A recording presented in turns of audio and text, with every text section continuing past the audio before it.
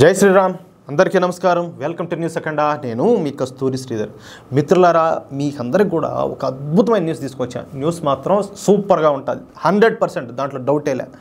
మొత్తానికి మన మోడీ ప్రభుత్వం అనుకున్నంత పని చేసింది.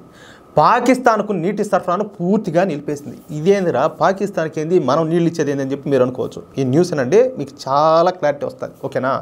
పాకిస్తాన్కు సరఫరా అయ్యే రావి నది జలాలను భారత ప్రభుత్వం పూర్తిగా బంద్ చేసేసింది. అంటే ఇక పైన రావి నది జలాలు మన దేశం నుంచే పాకిస్తాన్లోకి ప్రవేశించమన్నమాట.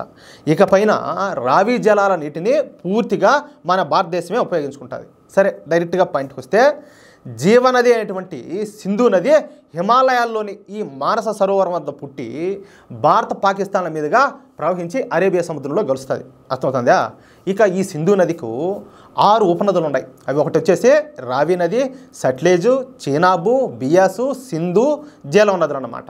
సరే, అయితే 1960లో ఈ సింధు జలాల విషయంలో మన భారతదేశానికి పాకిస్తాన్లకు మధ్యన ప్రపంచ బ్యాంకు మధ్యవర్తిత్వంతో ఒక ఒప్పందం కుదిరింది. అది ఏందయ్యా అంటే, సింధు, జీలం, చినాబ్ నదులు పాకిస్తాన్కు దక్కినాయి. రావి, బియాస్, సట్లేజ్ నదులు మన భారతదేశానికి దక్కినాయి. ఈ ఒప్పందం పైన భారతదేశం తరఫున అప్పటి ప్రధానమైనటువంటి ఎవరు ఆయన అన్నాడు కదా, యుద్ధాలు చేసే ఆయన జవహర్లాల్ నెహ్రూ, ఆయన పాకిస్తాన్ ప్రధానమైనటువంటి అయూబ్ ఖాన్ల మధ్యన సంతకాలు జరిగినాయి. దీంతో ఇక రావి నది నీటిని పూర్తిగా వినియోగించుకునే హక్కు భారత్కే వచ్చేసింది. చూడండి ఒకసారి జాగ్రత్తగానండి. అయినప్పటికీ భారత్ ఈ నదీ జలాలను ఇప్పటి వరకు వినియోగించుకోలేకపోయింది.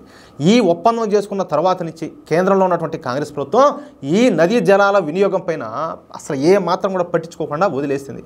దీంతో ఈ రావి నదీ జలాలను ఉపయోగించుకునేందుకు ఈ రావి నది పైన రంజిత్ సాగర్ డ్యామ్, షాపూర్ కంది బ్యారేజ్లను నిర్మించేందుకు పంజాబు అదేవిధంగా జమ్మూ కాశ్మీర్ల మధ్యన ఒక ఒప్పందం కుదిరింది. అది కూడా ఇప్పుడు 1979వ సంవత్సరంలో కావడం గమనార్హం. చూడండి, సరే, ఈ ఒప్పందం తర్వాత 10 సంవత్సరాలకు ఈ రావి నది పైన రంజిత్ సాగర్ డ్యాము అదేవిధంగా షాపూర్ కంది బ్యారేజ్లో పూర్తవ్వాల్సి ఉన్నది. కానీ వీళ్ళు చేసినటువంటి ఎవరో ఈ కాంగ్రెస్ పార్టీ చేసినటువంటి దిక్కుమాలిన రాజకీయాల మూలంగా ఈ ప్రాజెక్టులు అయితే వాయిదా పడతా వచ్చినాయి.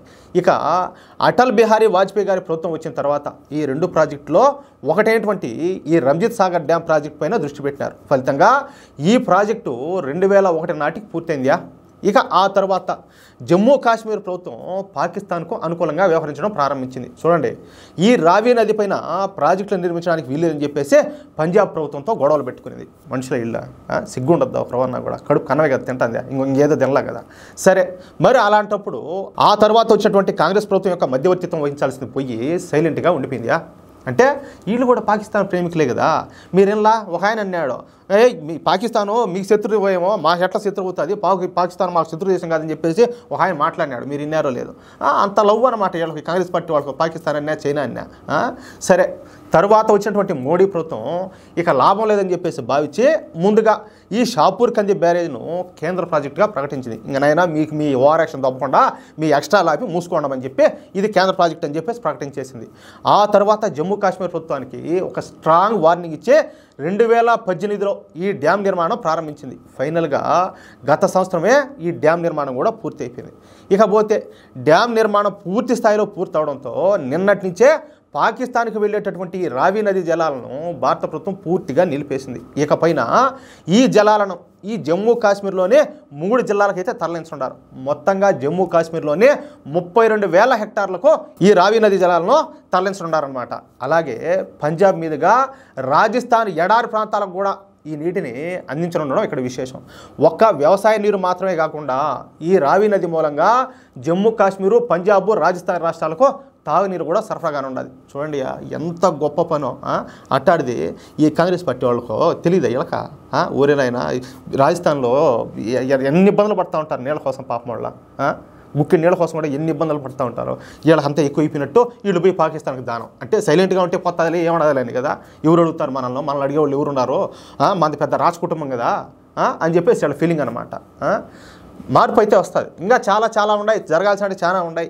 మనం అందరం కలిసికట్టుగా ఈ మోడీ ప్రభుత్వాన్ని మనం సపోర్ట్ చేసామంటే పెను మార్పులు వస్తాయి, మామూలు మార్పులు కాదు. ఏమంటారా మిత్రులారా? ఈ న్యూస్ కనుక మీకు నచ్చినట్లయితే అదేవిధంగా నేను చెప్పిన మాటలతో మీరు ఏకీభవిస్తే తప్పనిసరిగా ఈ న్యూస్ నలుగురికి షేర్ చేయండి. అలాగే ప్రతి ఒక్కరు కూడా మీ యొక్క అమూల్యమైన అభిప్రాయంలో ఖచ్చితంగా కామెంట్ చేయండి. ఇంకొక విషయం ఏంటంటే, ఇంతవరకు కనుక మన ఛానల్ మీరు సబ్స్క్రైబ్ చేసుకున్నట్టయితే ప్రతి ఒక్కరు కూడా మన ఛానల్ సబ్స్క్రైబ్ చేసుకోండి, సపోర్ట్ చేయండి ప్లీజ్. జై శ్రీరామ్.